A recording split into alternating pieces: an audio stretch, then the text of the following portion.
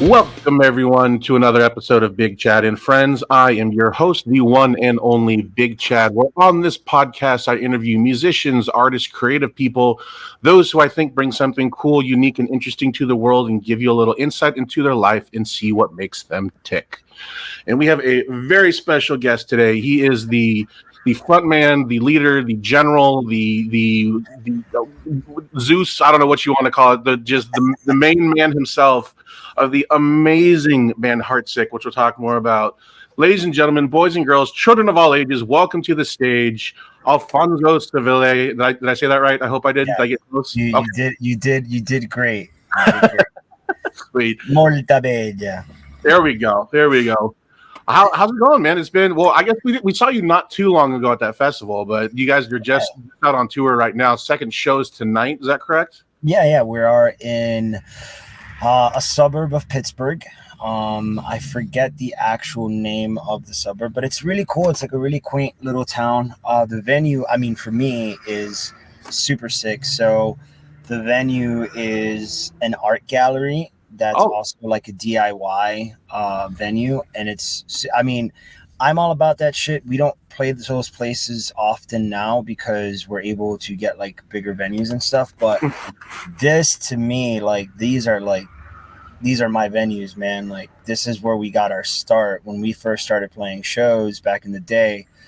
You know, we couldn't, like, when we first started playing in a band together, myself, Waylon, Jared, even in Jake and stuff, you know, our bands couldn't get shows at the big venues in town. There was no such thing as like MySpace. There's no real cell phone texting shit. It was all just kind of like networking, you know, via like word of mouth kind of thing. And were you a flyers guy ever? Did you pass out handbills and flyers and stuff like that? Yeah, like shit like that, like xeroxing like flyers. You know, you go and make copies at like Kinko's back in the day, which is now FedEx Office. Like you would literally cut up magazines and like make a flyer, like a flyer like that, you know, and then you go copy it, and then like you go pass out the flyers. So the first venues we ever really got to play were art galleries in Lansing, because Lansing didn't really have any venues, and the venues that we did have, we were a new band and we were never going to be given a shot to play there until we sort of built our repertoire, or whatever you want to call it. So art galleries were the first places we'd play, and that's where most of the hardcore shows in Lansing happened. So we really grew up in like the hardcore scene in Lansing, and that kind of DIY mindset. So when we play venues like this and it doesn't happen often, I'm like super hyped. I can't wait to just fucking go nuts, because this is my shit, dude. I'm all about the hardcore shit. Dude, I'm jealous because I've never played an art gallery, and I think that concept is so cool because it encompasses all forms of art. You got your visual art, you got your sonic art at that point in time. I think that, and also at the end of the day, places like this don't have a PA that's going to save your like career, in the sense of like you can have a sound guy that's going to fucking be able to make everything sound good on your board and like mix it perfectly. This is like you got two tops, two bottoms, and a fucking JBL monitor. Fucking good luck. You know what I'm saying? That's part of the fun, though, I feel. Because at least when I was cutting, you know, I'm still cutting my teeth, but when I was really cutting my teeth, we'd play at places where monitors weren't even a thing. Yeah, right. So, two tops and the sub that's broken. Good luck. And it's like, all right, fuck it, we got this. Let's make this happen. Yeah, man. So yeah, I'm all about these places. This is going to be super fun, and this is like the second day of the tour, and we are in basically Pittsburgh. Gotcha. Okay, cool, sweet. All right, well, I got this little segment that I always like to begin my my interviews with called First Date Questions. So it's like we're on a first date. I'm going to ask you some just cheesy questions and just hit the top of your head with what comes to you. So, favorite food? Oh, lasagna, easy. Really? Yeah. I'm Puerto Rican, Italian, Dominican. So my mom and my sister are Dominican. I was born in Puerto Rico. And my dad, his dad is from Sicily. And so, yeah, I grew up eating a lot of different like world foods.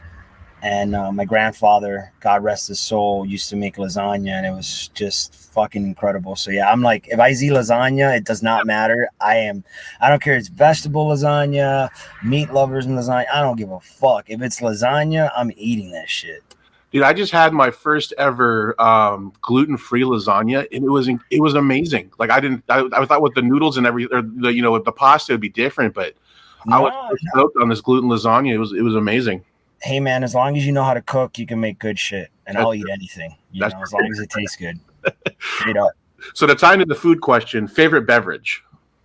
Oh, favorite drink, water. I don't really drink I don't really drink anything besides water. Like I just don't. Like I used to drink soda back in the day. Not like a lot of soda, but I would definitely partake into soda more than one should have. And I don't know. One day I was just like, I don't want to drink soda anymore, and I just stopped drinking soda. And I literally just drink water. Like if I'm anywhere I go, like if I go to a restaurant, if we're out on the road and we have to like get some fast food or something, I will straight up only drink water. I don't drink much. At a show, from time to time, depending on how shit tired I am, I'll have a Coke just for the caffeine, or a Red Bull, but that's it. Besides that, it's water or coffee in the morning, and that's it. I drink coffee in the morning to quell my hunger so I can fast. Oh, okay. Yeah, because I know you got a pretty strict diet to what you do. We can probably get into that later, but yeah. Okay, so the coffee actually works as like a hunger deterrent, sort of? Yes. Yeah. So it represses hunger for a while. So when I wake up in the morning, I always have a cup of coffee, and that gets me until about noon or so, and then that's when I start to eat. Gotcha. Okay. That's interesting. I guess, that's true. I do have my cup of coffee in the morning too, and I guess I never really noticed it, but yeah, I'm not usually typically hungry once I've had that coffee, but that makes sense. That makes sense. Yeah. All right. Favorite toy as a kid? Oh, shit. Man, I had a lot of them, dude. I had way too many, but one that really comes to mind the moment you asked me that was G.I. Joes. I used to have a bunch of G.I. Joes when I was a kid. So I was born in 81. So I really got to experience all of like the great things of the 80s and early 90s, and G.I. Joes were like all the rage back then. So I owned a fuckload of G.I. Joes. Dude, in my opinion, that's when like kids' toys were prime. Oh yeah, dude. I feel like toys these days are like whack. Like they're like goofy, except Legos. Legos are still cool. Oh, Legos just are they're timeless. And they're just getting better. It's just a timeless toy, but yeah, man, I don't know. I feel like, and obviously probably like old man yelling at the moon, but like I feel like, and again, this could be perception or this could be like just a bias, and I know that as we get older, our biases develop more, but I really feel like cartoons back in that day were a lot better than cartoons now. There was something different about how that interaction was in artistry in that. So yeah, I was G.I. Joe fanatic. Dude, me too. For me, G.I. Joe was there up there, but then Thundercats was my jam. Yeah, dude. Lionel. Yeah, dude. Thundercats. Oh. Hell yeah. There we go. So, favorite TV show or series you're currently binge watching, or maybe just finished binge watching?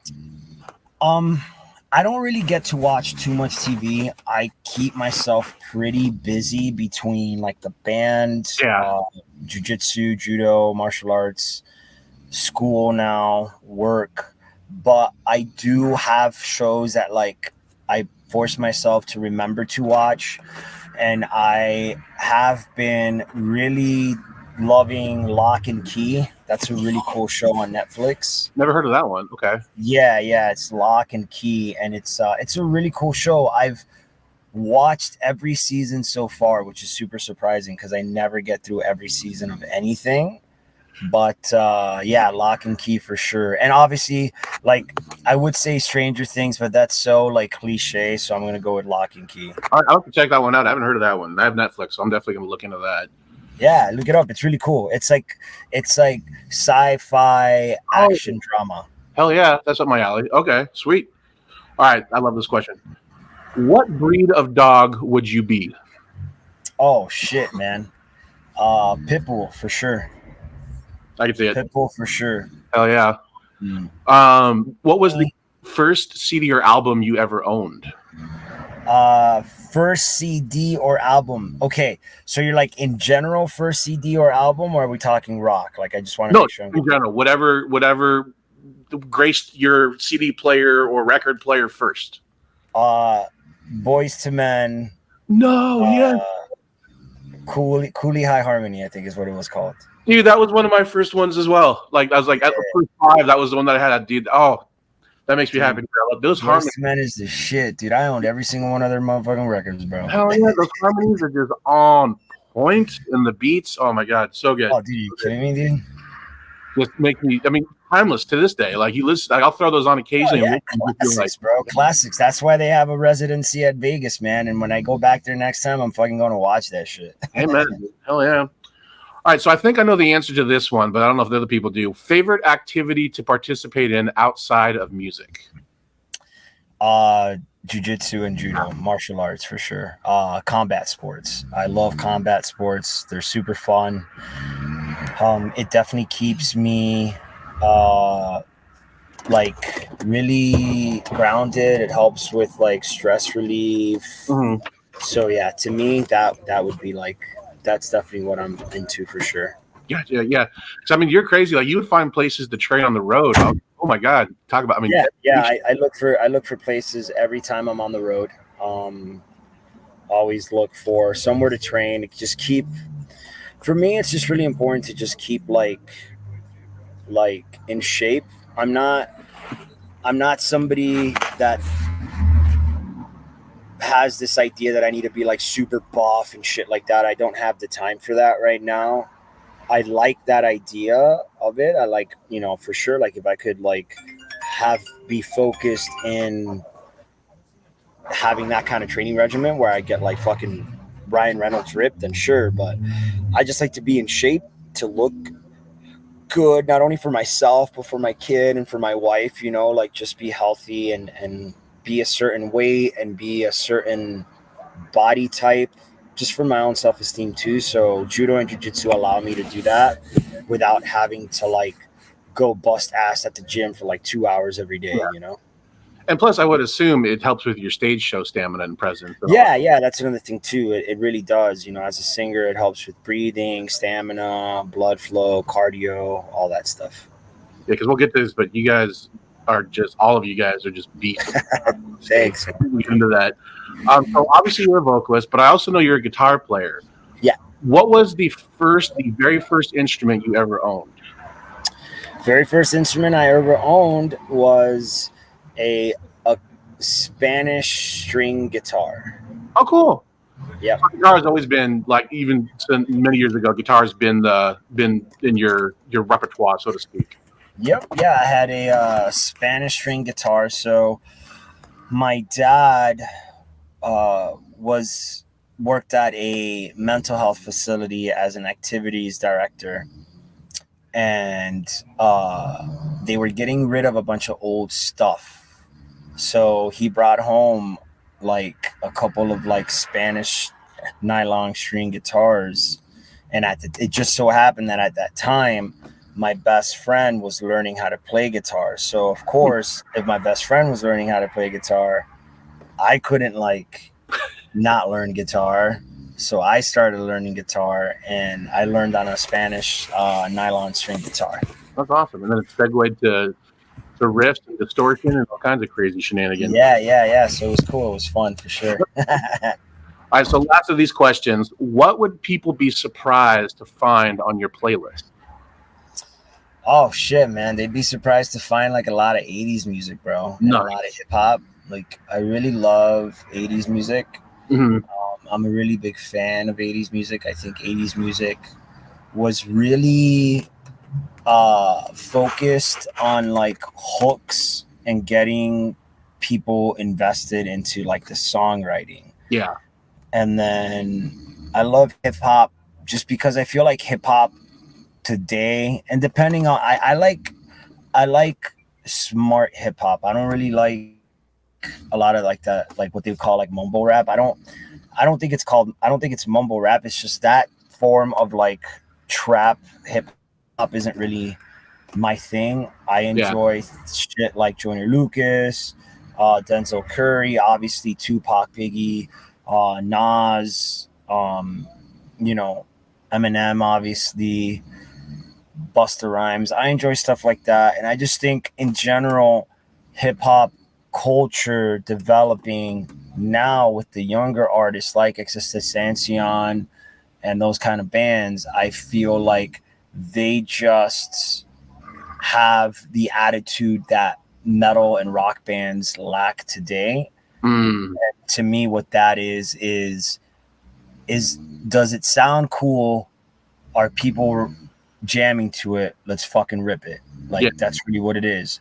And does it annoy people? Yeah, all right. It checks the marks. And I think like that's what like heavy metal and like hard rock and hardcore and shit is.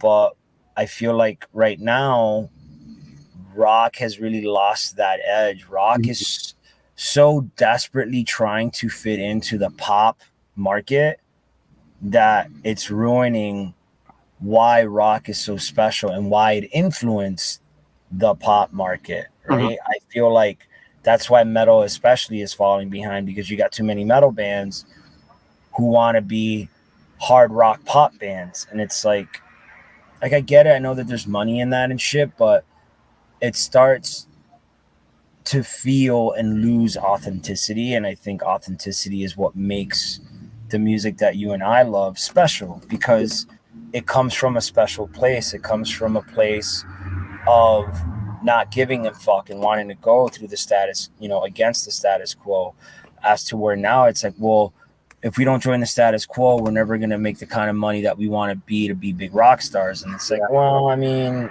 you can, but you're just, like, you're not going to own a mansion, but you'll own a 3-bedroom house and it'll be paid for, like, kind of shit, and it's, so yeah, man, I think people would be surprised to find that on like in my playlist, just because of listening to our band. You wouldn't think I would maybe be into that, Mm-hmm. Which I highly encourage everyone to do. We'll plug you more later, but everyone, please look out Heartsick on all media platforms. All right, so that concludes our first date question segment. So now let's get into you. So when did you first discover that you had a talent or recognized, hey, I have something here that I want to pursue? Like, was there like a defining moment, or like how did that come to be where you're like, oh shit, let's push this and see what I can do with it? I don't think I'm talented at all, for one. Like we got to get that right out of the way. I don't think I'm I think I've always considered myself to be so stubborn that I can learn things. It's not talent. There's some people that are just naturally born with an inclination to be really good at certain things, right? But everybody needs practice. I was born with zero inclination to be good at anything. I can just learn things, right? Fair. Good enough to make it seem like I know what the fuck I'm doing when I'm just making shit up on the fly. But I very specifically remember exactly when it was that I had made up my mind that I wanted to be a musician. And I was in first grade in Puerto Rico. And I was asked by the teacher, and we were having music class. She was asking everybody what they wanted to be. And I remember saying, I want to be a singer. And I just gravitated towards it, man. Like, I don't really have like a reason why I wanted to be a singer at that age. I can't really like think about like, oh, well, it's because I saw this, or like, this particular artist. I just know that one day I woke up as a really young child and was like, I love music. I want to be a singer. Like and it just stuck. Like it never went away, And I think that's cool. It's like this gut feeling, even at that young of an age, where you're like, no, this is what I'm supposed to do. I mean, hell, you are 40 or 50 years old who just haven't figured that out, and you had that. I mean, it was that strong in you at that young of an age. That's impressive to me. Like to know, like, yep, and then pursue that. Like that's fucking baller, dude. Yeah, like it was just something that I was just like, I just inherently felt. I didn't like It wasn't like I went to a show and was like, that's what I want to do. It was, I just knew that that's something that was in me to want to do. Now, when I realized I wanted to be in a band, was because I saw the Red Hot Chili Peppers on TV and I saw Flea playing bass. Yeah. He was going fucking ape shit. And I was like, I want to do that. Like that got me going. It's like, it was that and watching Marilyn Manson. Oh, yeah. And back then they were called Marilyn Manson and the Spooky Kids. Yep. And my buddy Vinny back home in Miami had this CD, and he was like, "You should check this out." And it was Marilyn Manson and the Spooky Kids, and it was like it just looked like something my parents would fucking hate. So I was like, "This is sick, right?" So I was like, "Oh, they're definitely gonna hate this shit." So like he like let me borrow it, and I listened to that record, and I specifically remember watching the video for Lunchbox on MTV. Yep. And I was like, this is so cool. And I just like those things combined, I was like, yep, I want to be in a fucking band. That's what the fuck I want to do. And there we go. It never stopped. It never stopped. So then obviously that segued into you being in bands and playing in bands and going forth. And I'm sure you're just like me, to where you've been in a bunch of different bands throughout your time. And, No, really? I'm telling you right now, I've been in 2 bands. Shut up. Really? I was my first band ever. I was in Miami. We were called we were called Hardcore Jalapeno. Really? That was a band name in high school. Hardcore Jalapeno. And then we changed the name, which wasn't any better, to Wasted Circle. And after that, I graduated high school, left that band and moved to Michigan and started No Life, which just turned into Heartsick, which is still the same, the same dude. So no, I've literally been only in 2 bands my whole life. That's crazy. And then now I will say that I was, after X amount of years of being in Heartsick, a few years back, I joined a band called Heart of Jordan for a while in Lansing. Now, I still wanted to be in the band, but we're just busy, and they'll like have random ass shows and just never tell me. So I'm just like, I don't know that I'm in the band anymore because they never call me to play shows. But I mean, if they called me, I'd still fucking play a show. But are you a vocalist in that one, or a guitar player? No, I'm the bass player. Fuck that. Okay. Yeah. It's crazy. So wow, 2 bands, man. That kind of just that shocks me, but like not in a bad way. You know what I mean? I think that's super cool. Yeah. No. It's I was the bass player of No Life, Heartsick, before I became the singer. So I was a bass player by trade before I ever became a singer in a band. Now, if go ahead. Sorry.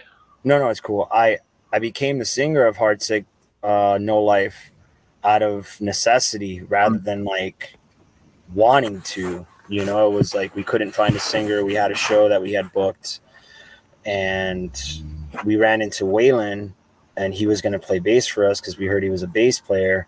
And I was just going to sing for that show, but it went over well, and it was like, cool, this works. Let's just keep this, It would be weird. Well, obviously, because all I know you is as the stuff of Heartsick. I'm just trying to like see how that would be with you on bass. Yeah. I can't wrap my head around it. It's like, no. That's a position. We can't trade that.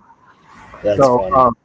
So you guys in general, and you in particular, are just incredibly hardworking and incredibly kind. Like, you guys were a part of our first big boy tour I'm in the Failsafe, and I was almost overwhelmed with how nice and kind and generous you guys were. You guys are trying to help us fix our stupid RV and all, which was a disaster, and just the overwhelming, sense of brotherhood that came from you guys. Still, we're talking today, obviously, from that and going forward, and that's again, thank you again for being on this as a friend. But one thing I do want to ask from your opinion, your band members, tell me who they are, what they play, and if they could be any animal, what would they be? In your opinion, what is their animal doppelganger? Oh, that's easy, man. I've thought about this long and hard for a long ass time. So Jared's our guitar player.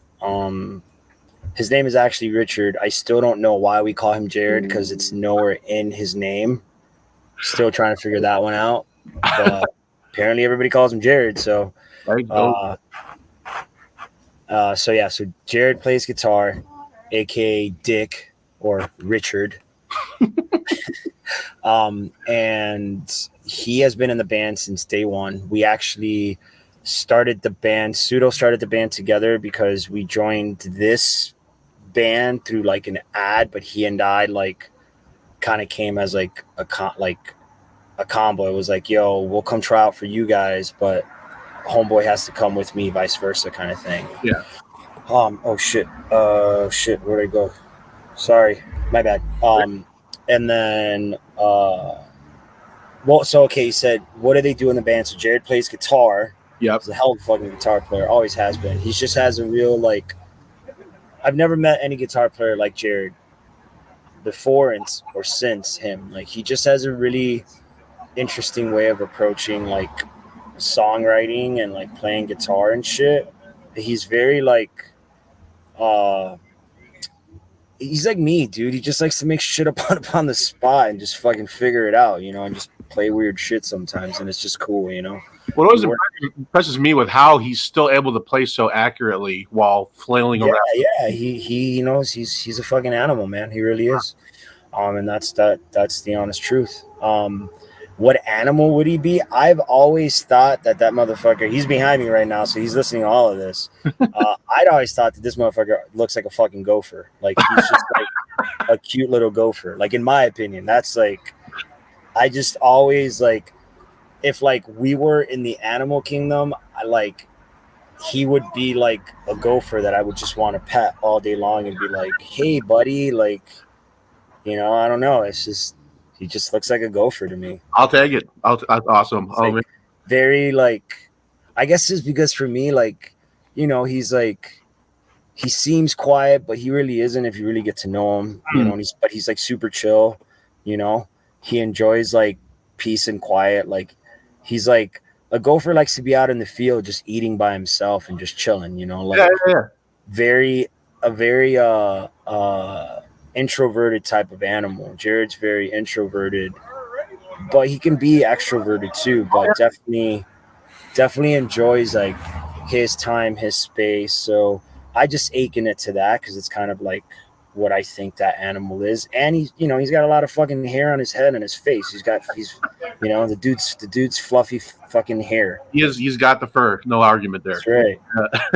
All right, you want to do Waylon or Jake next? No, I'll do Waylon, bro. Waylon has been in the band since fucking day one too. Waylon plays bass in the band, and I would say I've thought about this long and hard, and I always go back and forth on it. But Waylon reminds me a lot of a fucking dingo. Just because like he's unpredictable, man. He's always trying to fuck with you. He loves to like pull jokes and pranks on you and shit, and he's like never in one spot all the time. Yeah, he just fucking moves everywhere, and he's just like super animated, and to me that's a dingo. And like, he seems very docile, but that motherfucker likes to fight. Like, that dude will fucking punch you right in the face and not think twice. So, he's like super unpredictable like that and like dangerous kind of thing. So I've always think he just reminds me of a dingo. And again, he's got a lot of hair. Like, he's got really good man. Yeah. Yeah, for sure. Jake has been in the band. So Jake joined the band in 2014 and was in the band till like about 2016. Then he left and took some time to figure out his life. And then he came back 2018, I think it was, when he came back. And then he's been in the band since. And he, dude, this is going to sound terrible. And I don't mean it to be terrible. But he reminds me a lot of a fucking land seal. Like a seal. Yeah. Because he just kind of like sits there. And like, well, our drummers do, yeah. You know, he just like sits there, and you don't know what's really going on in his head, and he just probably nothing. And he's just kind of like staring at you with like puppy dog eyes, and you're like, yeah. And he's like, I don't know. He just reminds me of a fucking seal, you know, like a fight, like, you know, like just kind of chilling there, you know. Well, especially now that he shaved his head, he's got more of the look too. It's more. Yeah. He's very. If you were to come back and fucking as an animal, that dude would be 100% one of the seals you see on a fucking rock, just staring off into nothingness, trying to figure out life. I love it. Oh, that's awesome. It's. I like asking that question because it almost gives you like a more of an insight to the band members. Because if you can relate it to an animal, because you know the characteristics of these animals, you're like, oh shit. Yeah. I think a lot about people in animal aspects. I think people, to me, I've always thought people look like animals to me. I always do that comparison. Like my wife looks like a fucking mouse to me, like 100%. Like, you know, so yeah. Dude, that's awesome. So the band, I mean, obviously I love your guys' music. It's fucking heavy and intricate, but also melodic. And there's just so many components to you guys. But I have to say, just because obviously I've toured with you guys and I've seen you guys live, your live show to me is like my favorite part about you guys. Oh, thanks, man. And it's just the energy and just the intensity. Like where, I mean, did that come naturally or did you, I mean, I know you said you saw Flea, but where did you get like the inspiration to like do what you do on stage? I mean, I'm just kind of curious because you guys go harder than 95% of the bands that I've seen. And I'm just kind of curious, where does that come from? I can't speak on the rest of the guys per se, like fully where it comes from them, but I feel like I'm somebody that really like feels like energy from people. Like I really get like, you know, like you're like, oh, that person, you just get like a warm feeling from somebody, or you get kind of like a, I don't really care about you kind of feeling from people. Yeah. For me, first and foremost, I saw Flea and the Red Hot Chili Peppers in the Under the Bridge video where he's like going fucking nuts and the song's slow as shit. And I was just like, these two things don't make sense, but this is rad. Yeah. And what I took from that was that the music was doing something to him that made him want to do that. Mm-hmm. So it wasn't Flea doing something to get a reaction from people. It was, that's his vibe. Like that's what he got from music. Yeah. So I kind of took that and I was like, well, whatever it is that I'm going to do. And I wanted to play bass because of Flea. I was like, I need to play with my heart and my soul. Mm-hmm. Doesn't matter whether I'm good or not at first. It matters that it's coming from a place that's authentic. And when I'm on stage or at practice or whatever, what you see isn't like an act or like a part of entertainment, because I don't look at this as like, I don't look at me being a singer on stage as entertainment. What I see as entertainment, that I'm supposed to be entertaining people with my job as a singer, is in between songs or where there's, I need to like talk to people and sort of lead the crowd, right? Like that, when the music is not playing and the dudes aren't playing, my job is to be an entertainer. Yeah. That's when I become an entertainer. That is me really entertaining somebody and doing a job. Mm-hmm. When I'm singing our songs, writing our songs, performing on stage, I'm not an entertainer. Like that shit's I'm reliving the things that I'm talking about, and I'm just putting everything that I have within me out there because I need to, not because I want to, but because I need to. There's been plenty of times, and I'm sure maybe the guys feel this way too. We've pulled up to some shows that I'm just like, fuck, bro, I don't really want to be here. This sucks. Like, nobody's fucking here, whatever. You just get in those moods sometimes. But the moment I take the stage, it's just like, I need to get this out. Like, that feeling that I had now needs to be the feeling that I need to like get out of here. And that's the way it comes out. I'd like to think that for the rest of the dudes, it's somewhere in that same vein. Is it the same sort of response? No, because I can't speak for them. But I would like to think, at least to me, the energy feels like it's all coming from an authentic place from within us, and nobody's just trying to fucking perform, right? Which I see that a lot of bands, you know, they choreograph their moves and all this sort of shit. And listen, I'm not hating on none of that. I'm not against that by any means whatsoever. You do whatever you want to do. That's fine. But we're not that kind of band. Yeah. Whatever you see on stage is what we're feeling in that moment.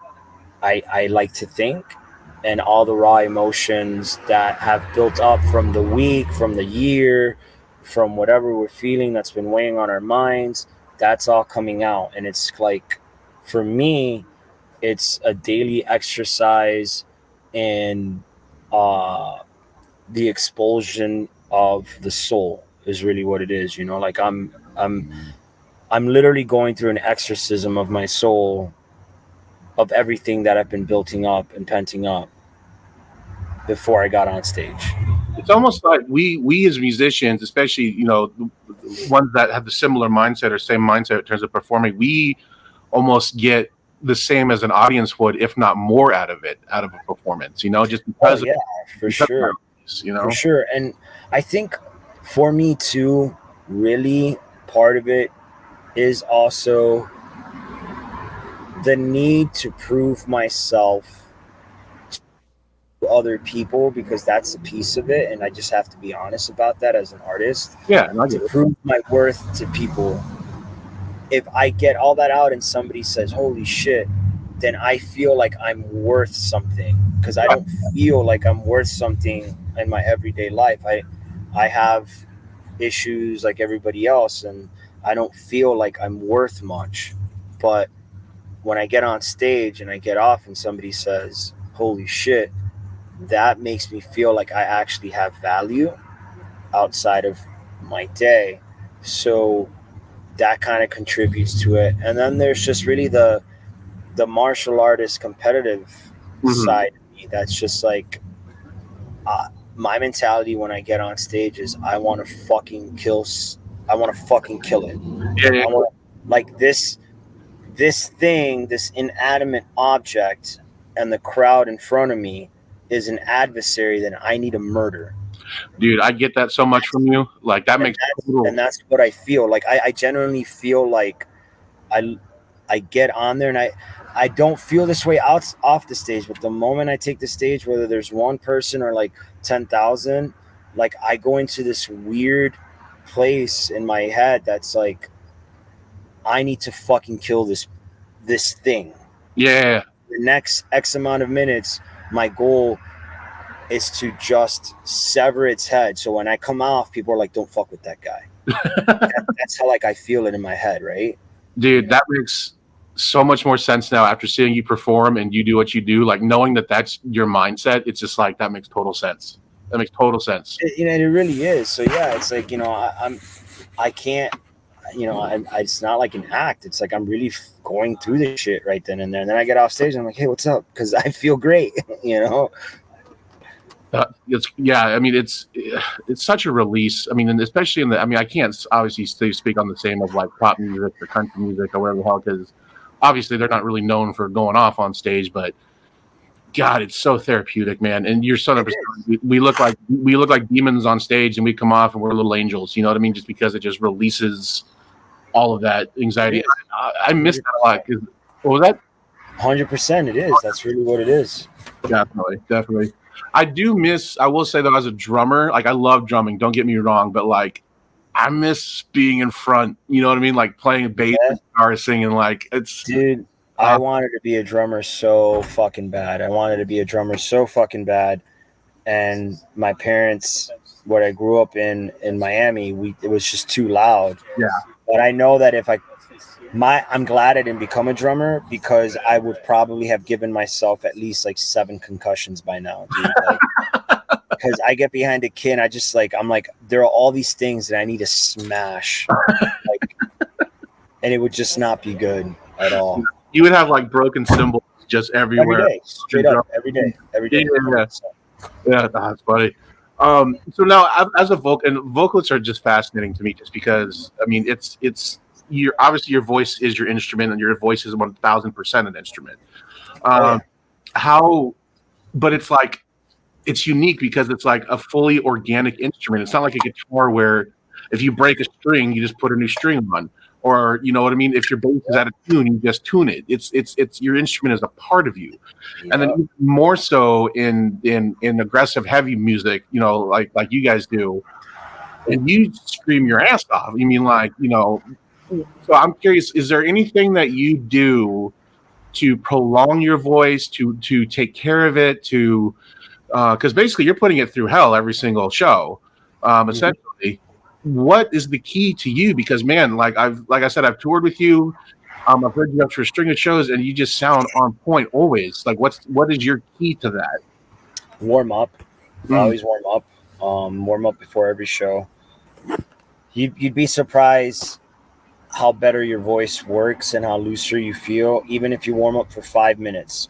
Mm-hmm. You know, it doesn't need much at all. It really doesn't. But it's like any other muscle, right? Like, I mean, I shouldn't say this because I literally don't do it, because I just go to the gym and I just start to lift, which is stupid. But it's like going to the gym and not stretching out and just putting, like, you know, going for a 400 bench press right off the rip and not building up to it, right? Like, that's a very good perspective. That's a bad idea. I mean, sure, you can do that a lot of times, and then one day it's not all right. You know what I'm saying? So it's the same thing, and I learned my lesson the hard way a long time ago, where I did blow up my voice. I put myself through a lot of strain in touring every day and didn't sleep enough, and ended up hurting my voice. And then I had to go see a speech therapist. I had to fucking go see an ENT. So, you know, what I learned was you really need to take care of your voice. And these are things that you can do to take care of your voice, right? Hold on, I'm going to put you on mute 1 second. Holy shit, that's loud.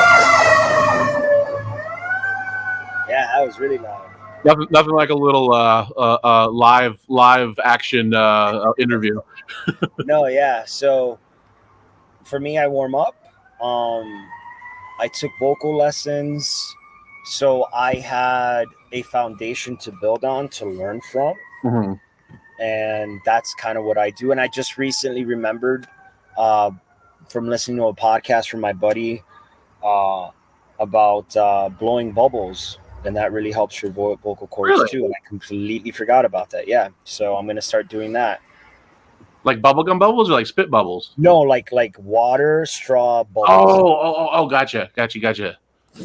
That's all right. I'm gonna try that one. That's interesting, because that's I never thought about it that way. But like, I mean, obviously, I always knew your voice was a human instrument, but that perspective you put it was perfect. Like, you don't walk up to a 700-pound squat and just do it. No, yeah, no. Duh, that makes total sense. But I just never thought of that before. So you kind of just blew my mind right there. It's like, holy crap, that makes a lot of sense. But yeah, vocalists just fascinate me, especially. You have to take care of your voice, man. You really do, because it's not like a guitar or a bass or a drum where if you break a string, break a drum head, you know, break a tuner, you can still keep playing. Like, you fuck up your voice and it's like, well, you got to stop, because you're gonna make it worse, right? Yeah. That's fascinating. So now let's talk about the music. I don't want to say industry, but kind of, I guess, more so the industry. And one thing I'm curious to get your opinion on is, because you obviously been in the game for a hot minute. How has technology twofold, both improved and harmed the music scene? Well, it's improved it because it gives you access to everything all at once. True. Yeah. It's harmed it because it gives you access to everything all at once. You know, it's good to have access to everything and be able to reach a shitload of people. Obviously, it's great, but everyone has this idea that, oh well, if you just get on the internet, you can just put everything on the internet. It's like, no, it's because they're like, oh, it's free, and it's like, but it's not. The internet is a very controlled environment. Social media is extremely controlled because we live in the United States and we love consumerism. Yeah. And there's no fucking way that people who stand to make a fuck ton of money are going to just give you something for free and not want to get anything in return, right? Yeah. So sure, you have the internet, you can go online, you can tell people about your shows, this and that, but all that stuff is controlled in the sense of like only a few select people are going to see it unless you're playing the social media game or the internet game, right? You have to start putting money into advertising. You have to start, pretty much getting on the internet a fucking career half the time and, waste thousands of hours just posting random shit so that the algorithm remembers you. Like, so the same thing that has helped with bands and technology is the same thing hurting it, because people now have this assumption that they think, well, it's on the internet, I can just be like, it'll just blow up. And it's like, that's not how this works. No. Or people just think like, well, I posted about it on the internet, and it's like, yeah, one time and 7 people saw it. Like, that's not how this shit works, man. Like, if you want all of your fans to see that you have a show coming up, you literally have to post about that show every day or every other day. Yeah. If you miss a day about posting, the algorithm's like, fuck that guy. Yeah. Fuck that girl. And all the work you just did for 10 days straight, out the window. Gone. Yeah. Well, that segues actually nicely into the next thing I want to talk about, because I miss a lot of them, but every time you go live, I like to try to catch it. And you're a big component or a big advocate for like giving advice to up and coming bands and bands that are trying to do things. What would you say, let's say there's a new artist watching this podcast, or someone wanting to start a band or something like that. What are some, in your opinion, big do's and don'ts for bands that are trying to get to that next level or that next point? Do practice a fuck ton. First and foremost. Yeah. Be good at it. There's so many bands that think that they're ready to play a show after being a band for like 3 months. You're fucking not. When we started this band, we literally didn't play a show until we were a band for like 10 months. Oh, wow. Like, our first show was after like that amount of time. It was like an insane amount of time like before we played a show together. And it takes a while to gel, write good tunes. So first and foremost is take your time practicing. That's a do.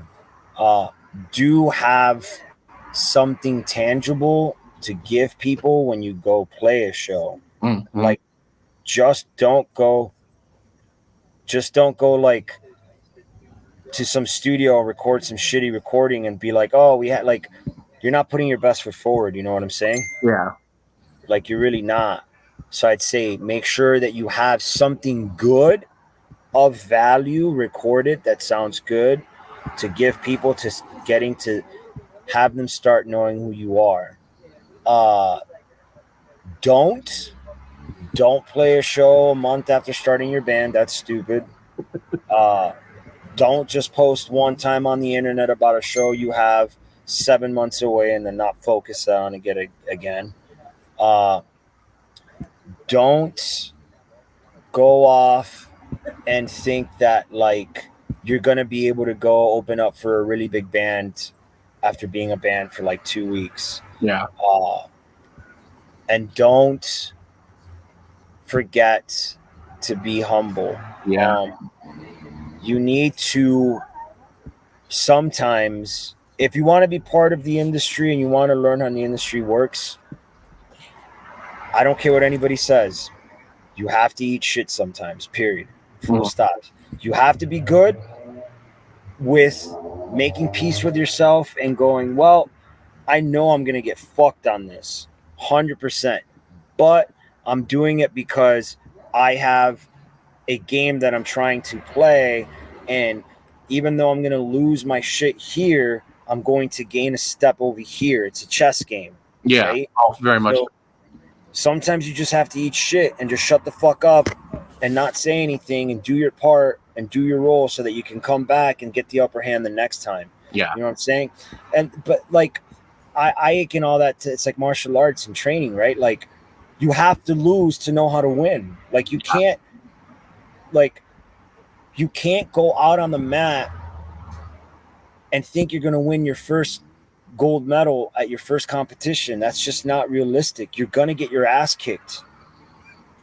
And you just have to deal with it and be okay with it, but then go back and strategize and go, okay, like, or even if like maybe you don't get your ass kicked, but like there's plenty of times when I'm like training and it's like I let somebody get the upper hand on me on a position only because I'm expecting them to do what they're gonna do. And I'm like, cool, thank you. I actually have the upper hand now, yeah, you know? And that's really what I would give advice, you know. And also I'd say now, I would say different about 10 years ago. hmm But now I would say don't take every single show you get offered.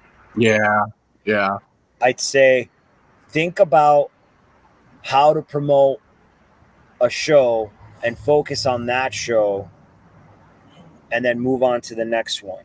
Or if hmm you're going to take a lot of shows, make sure they're nowhere near you and you're promoting all of them just as equally. A yeah, lot of bands don't book 4 fucking shows 15 minutes away from each other. You're stupid. You're doing nothing. You're doing fuck all. You're helping no one, not even yourself. You're doing everyone a disservice. yeah. Literally.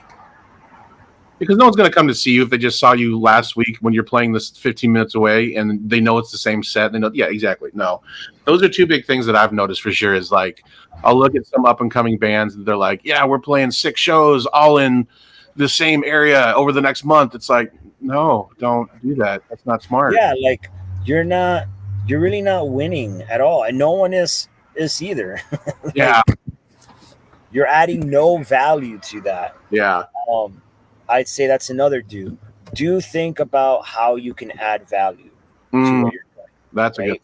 Yeah, that's a definite good one. Yeah, I didn't think about that. That makes total sense. So, like, how can you?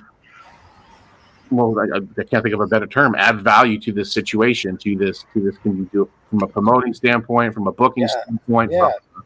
How do you add value to it, you know? And if you can't think about how you add value, then don't fucking do it. You know? yeah, makes total sense. Yeah.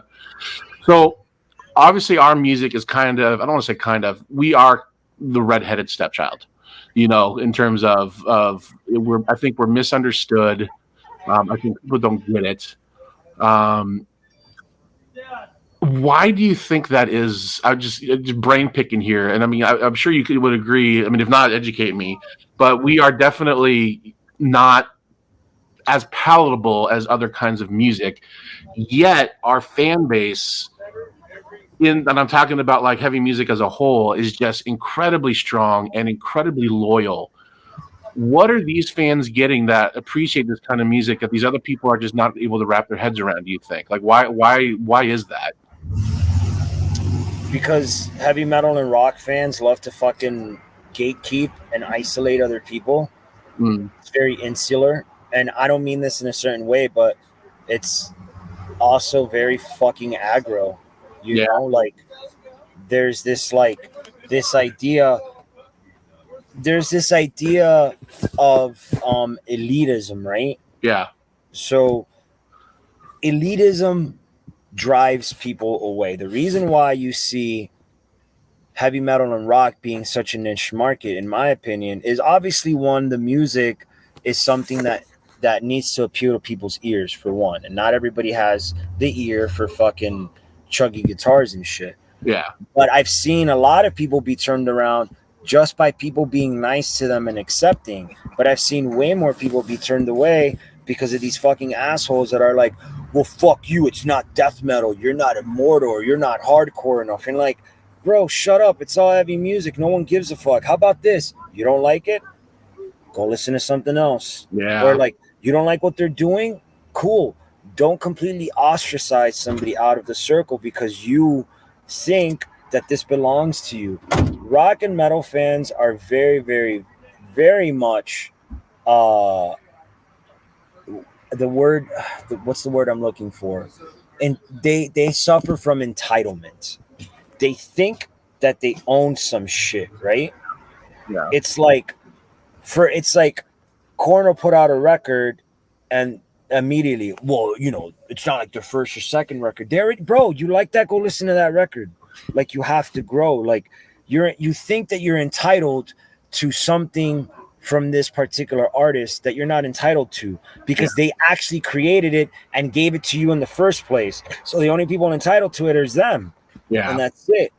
Rock and metal fans are very much like that, dude. Like, I mean, we just experienced that shit. Like, you know, we were trying to like be part of, you know, we were in a competition for Furnace Fest and literally had people shitting on us because we weren't hardcore.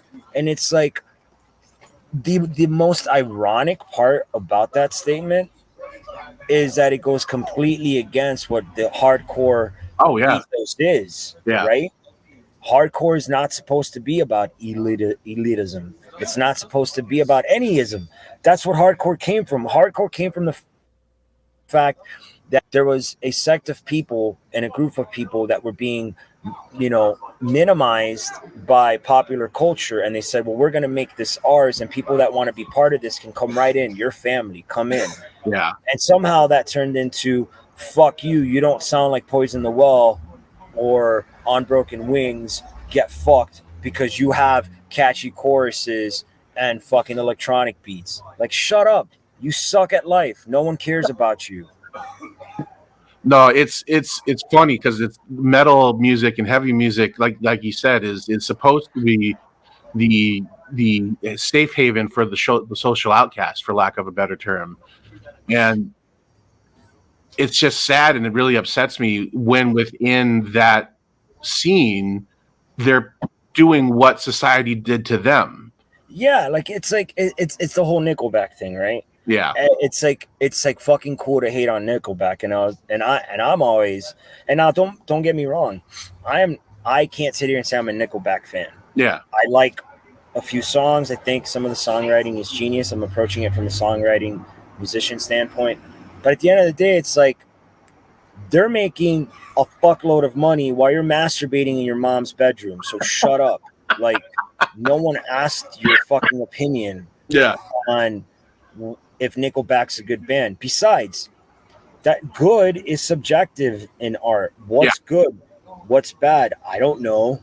Whatever you think is good, and whatever you think is bad is bad. It's just you have a group of people that band together long enough to agree on the fact that they think this particular thing is good. Yeah. But then you have another group of people that get together and agree that this particular thing is bad.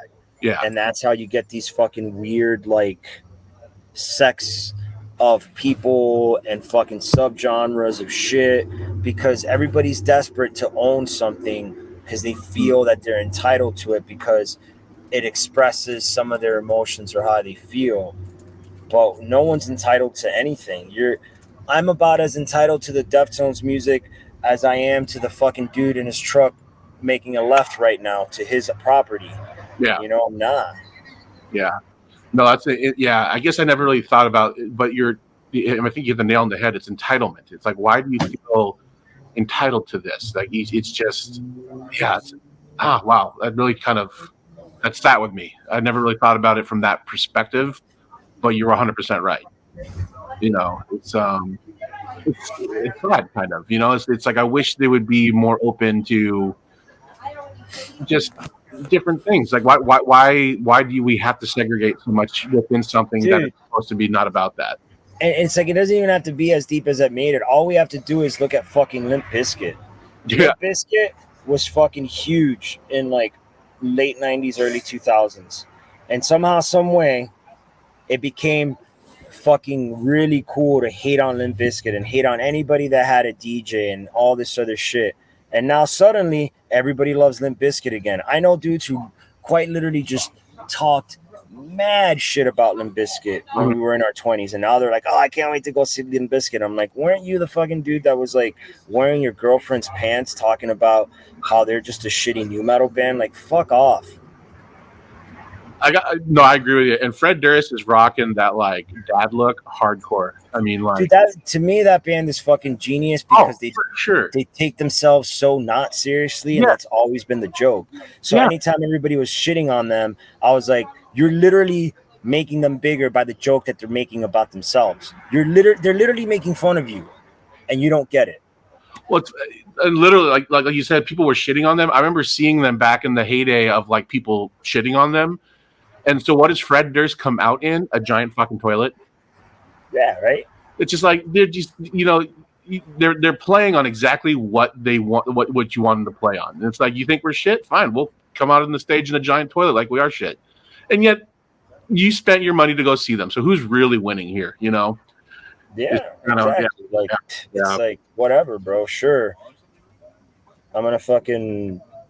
You know, I'm sure Fred Durst is fucking wiping his tears with fucking $1,000 bills, so whatever. $3 bills, y'all. Remember? That's what. Yeah, $3 bills. Yeah. So, right, man. Well, we're kind of approaching that hour mark, and I always like to leave this last little bit for anything that you want to promote, talk about. Keep in mind, this is probably going to air next Thursday because I release these every other week.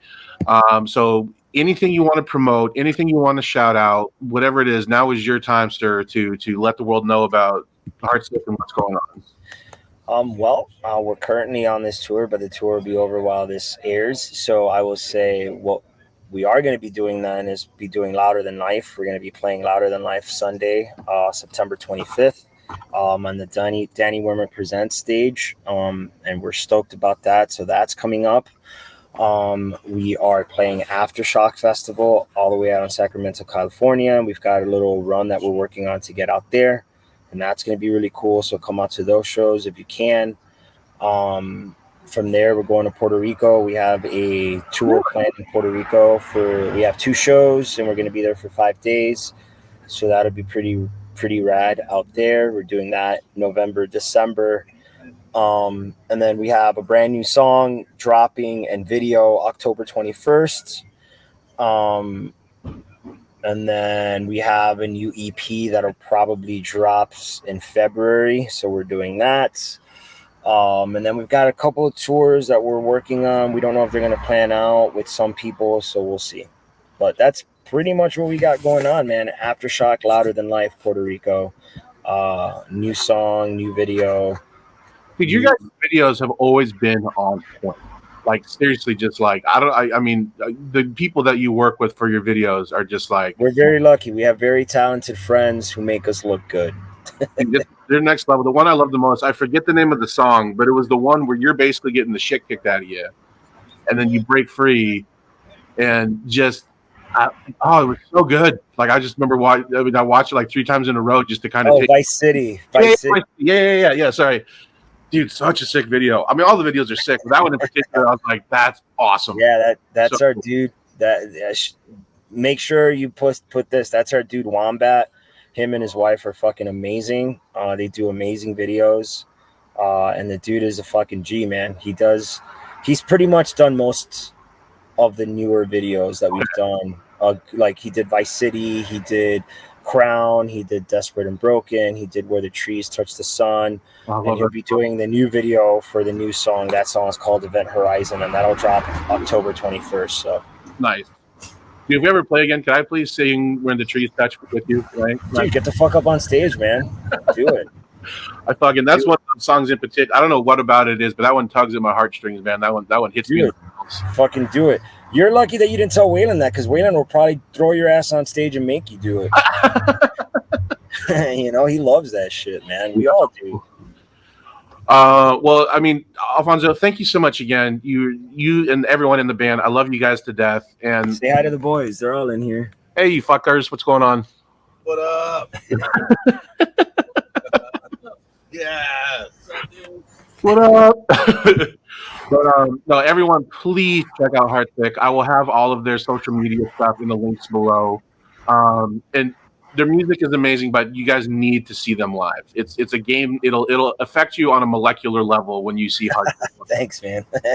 High praise. Oh, it's no joke. So again, Alfonso, thank you so very, very much. To all my viewers out there, take it easy. If it's easy, take it twice. Keep it nice, and we'll see you on the flip side. Take care, buddy. Be safe. Tell the boys we stay what's up, okay? Will do.